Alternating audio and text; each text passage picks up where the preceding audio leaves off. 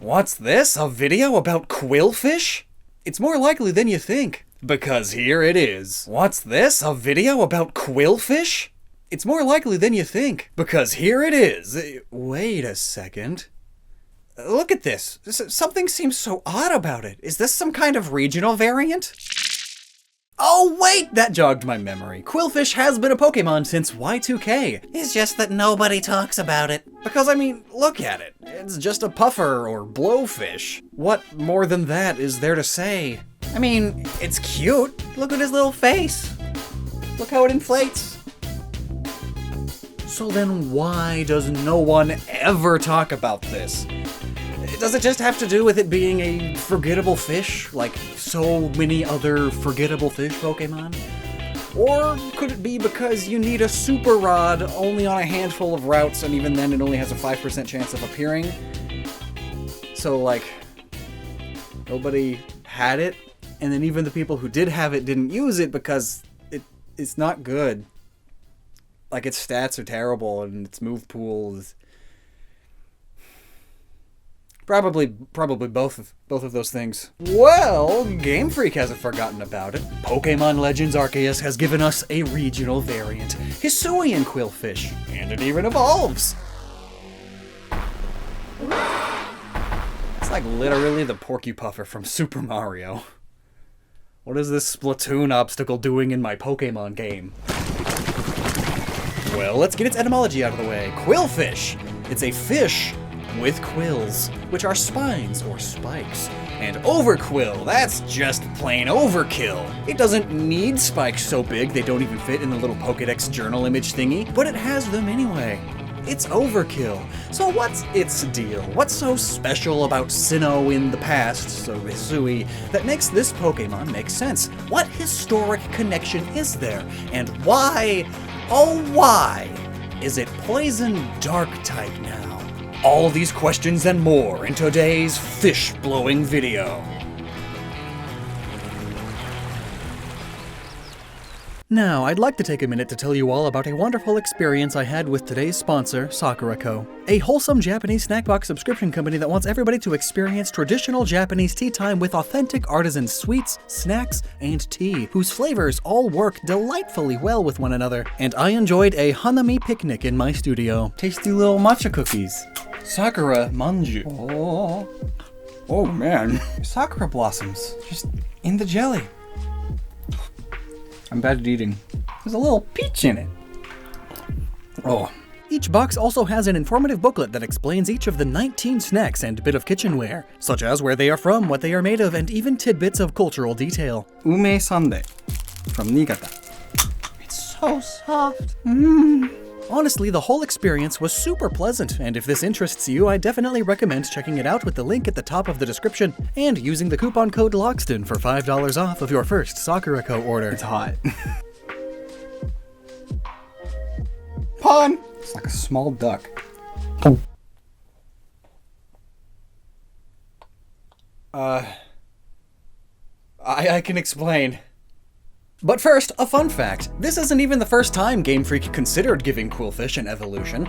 All the way back in Gen 2's development, there was a beta Pokemon named Shibirefugu, which loosely translates to numbness pufferfish, and it's a pretty cute dude, right?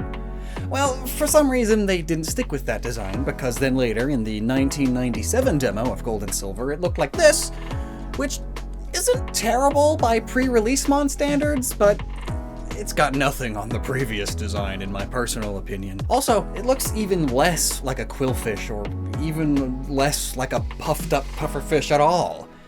Though the lightning bolt on the 97 demo one does sort of imply that it was going to be electric type, though, as we know, when the game actually did come out, Shibirefugu was gone, and Qwilfish ended up being water poison. Maybe the indecision of what its evolution should look like or be is what led to it eventually being scrapped completely. Who knows? But then why add Qwilfish at all? Well, the easy answer is that there are many species of blowfish that live all around the world, Japan included. because it's a part of the world, and many of them are poisonous, hence the poison typing on both forms. In fact, it's their poisonous nature that makes the consumption of them considered a daring delicacy. There's a pretty decent chance that you've heard about fugu, which can either refer to risky traditional Japanese delicacies made from pufferfish, or can refer to several species of pufferfish, or porcupine fish in Japanese, most of which are used to make said Japanese dish. A bit confusing? Not as confusing as why eating this would cross someone's mind. Fugu, if not prepared exactly right, is highly poisonous due to a toxin called tritodotoxin, which is 1,200 times deadlier than cyanide. And it's the same toxin that makes blue-ringed octopus and cone snails so deadly.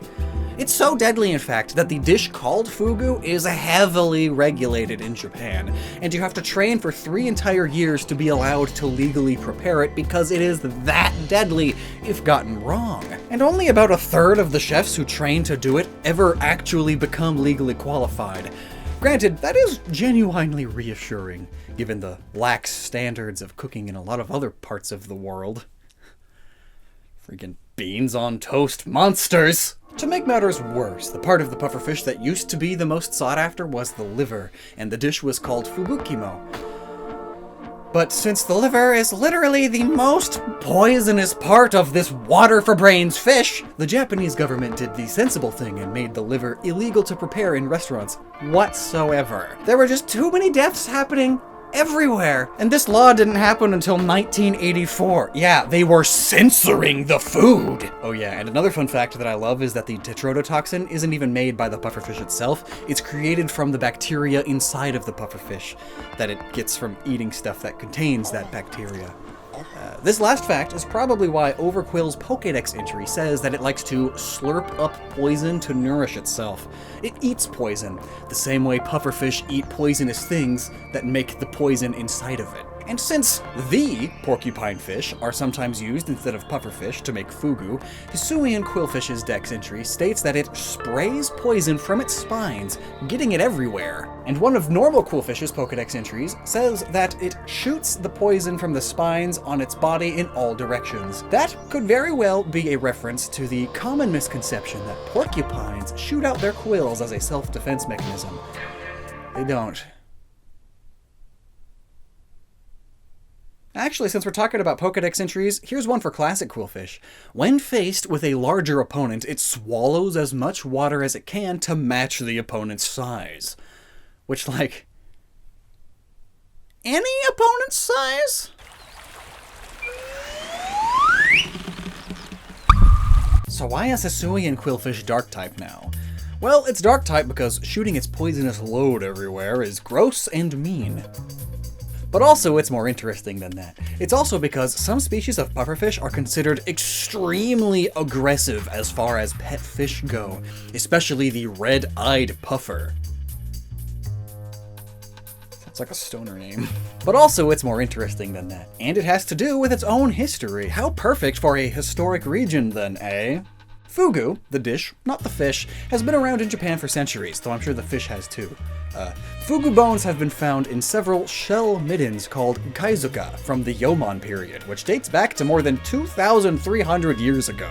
Eventually, during the Tokugawa shogunate, too many important people were dying from this dish, and it was just banned outright in the parts of Japan they controlled.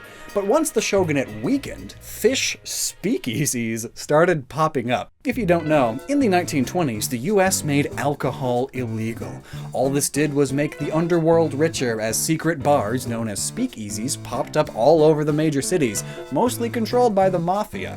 Same thing here, except it was fish. That could kill you.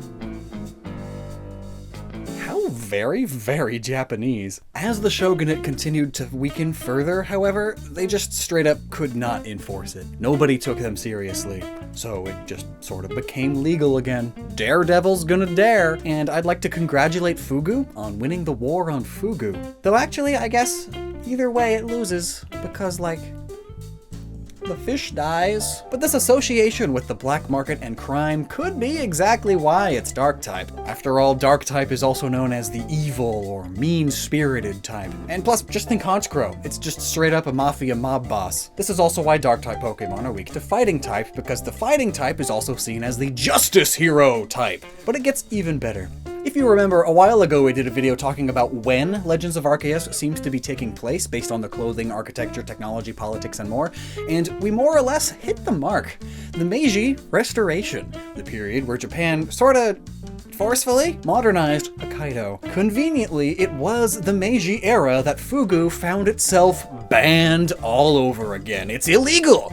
Dark! Even today, according to some Fugu chefs in Tokyo, the Emperor of Japan has never eaten Fugu due to an unspecified, centuries-old ban. Of course, though, the peasants, citizens, can risk it for the biscuit all they want. So what's so good about this fish that makes it worth risking your life over? I mean, it's even popular in China and Korea, and one Chinese scholar, statesman, poet conveniently named sushi, which means something different in Chinese, but I just couldn't not bring it up. That's hilarious, given the topic of what we're talking about. He specifically said that the taste of fugu is the worry of death. How poetic. So, like, that's not a real flavor. Is it really just the thrill of potentially ending it all really worth all the hype? That sounds kind of like suicidal ideation. Not actively planning to kill yourself, but not really caring if you die. So just risk it. See a therapist, please, Sushi. Besides, nobody would really want to die by Fugu, because do you even know how you die if you got yourself even the tiniest little nibble of poison? It's not pretty. Allow me to explain. As I mentioned earlier, it is their tetrodotoxin that you gotta watch out for. And rather than being made by the fish itself, it is actually produced by a certain infecting or symbiotic bacteria. Pseudoalteromonas. Or Pseudomonas. and Vibrio. I can pronounce that one at least. The pufferfish eats all that bacteria and it gets stored in their liver, intestines, and ovaries. And so, to prepare the dish, you need to slice off the flesh of the fish without damaging or getting anywhere close to those organs, as doing so will poison the flesh or the knife. In fact, Japanese law in many prefectures states that restaurants who serve fugu have to have a separate knife and prep station for fugu and only fugu. And oh boy, do you have to clean it like a lot. The last thing you need is cross-contamination, and now the whole restaurant is filled with dead men walking.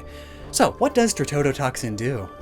Well, it is what's known as a sodium channel blocker, which means that it inhibits the conduction of sodium ions through voltage-gated sodium channels.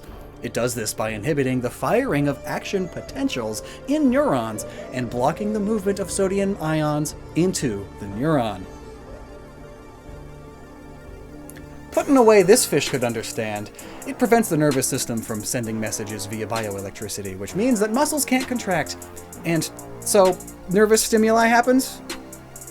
Body can't understand what anything means. Basically, it makes your body just like not. Like no more anything. At the cellular level. If we want to get even more specific than that, though, tetrodotoxin binds to what is called Site 1 of the fast voltage-gated sodium channel. The toxin binds to the outside of the ion channel, and when any molecules are bound to Site 1, it temporarily disables the function of that ion channel, which in turn blocks the passage of sodium ions into the nerve cell, which, as I mentioned earlier, makes it to where your body cannot communicate with itself, essentially. There are a few other toxins that do basically the same thing, but tetrodotoxin is the most malicious and potent of them. Dark poison type. Fun fact though, your average fugu fish has enough of this toxin to kill over 30 grown adult humans. And what is it that these fish are like actually trying to protect themselves against? Other fish? Talk about overkill. But now, what does this happening to someone look like? Well, in layman's terms, tetrodotoxin causes the following terrible symptoms: dizziness, exhaustion, headache, nausea, and difficulty breathing. All of these continually worsening until you start going numb. and then the difficulty breathing leads to death by asphyxiation. The bluing of the lips and eyes involved with this may be what the Pokemon's faces are pulling from, but the best part about all of this is that the victim is fully conscious the entire miserable time. Just imagine the panic, just knowing that there's no known antidote, and your best bet at survival is to get put on respiratory and circulatory support until your body metabolizes the toxin and then poops it out. Hospitals will sometimes also have your stomach pumped, and they would administer activated charcoal to help get rid of some of the remaining poison in the stomach, but there's not really much else they can do. But despite, or maybe because of, all of the above stuff, fugu is a very popular delicacy in Japan. And the most prestigious species used to make fugu is the tiger pufferfish, or as it's known in Japanese, the Torafugu. So why is this one so sought after? Just because it's the most poisonous of all of the species used. Why? Something humans crave, fear, something. There's a reason terror and terrific have the same root word, something. In fact, fugu is so sought after that the Japanese government had to enact very strict laws about the amount of fugu-able pufferfish to be caught at a time because they're being fished towards depletion. Yeah, they're overfishing the deadly fish because people just love eating it so much. But even with these strict laws, tiger pufferfish are currently considered near endangered and their numbers are dropping, still being caught in amounts that are considered unsustainable for the continuation of this species. So, considering the way humans seem to be acting lately, we won't have to worry about people dying from fugu for much longer, at least. There, I've gone and made myself sad again. Something that may or may not be related to Overqwil is Ebisu, one of the 7 gods of fortune, and the god of fishermen and luck specifically. But because he didn't have arms or legs, or sometimes not having bones, depending on who tells the story, he was thrown into the sea. But he eventually washed to shore in Hokkaido and was cared for by the Ainu, those indigenous to Hokkaido. And as we all know, Hisui and Sinnoh are based on Hokkaido, and they have many things inspired by the Ainu. Some versions of Ebisu's story states that he eventually grew arms and legs again, but is still very slow. But many seafood restaurants, known for their fugu, will incorporate Ebisu into their whole motif and decor. After all, the god of fishermen and luck. You'd better hope you have Ebisu's blessing not to be the unlucky one who gets the death juice. Plus, he was also known for wearing a very tall hat, an inspiration for Overqwil's name and tall spikes, maybe? No. And even to this day, many a fisherman can be seen praying to Ebisu before heading out to fish for the day, because he is said to protect both the ocean and fishermen. Another aspect of pufferfish, and qwilfish, and Overqwil by extension, that we haven't really talked about yet is the inflation. No, that wasn't funny. This kind of inflation.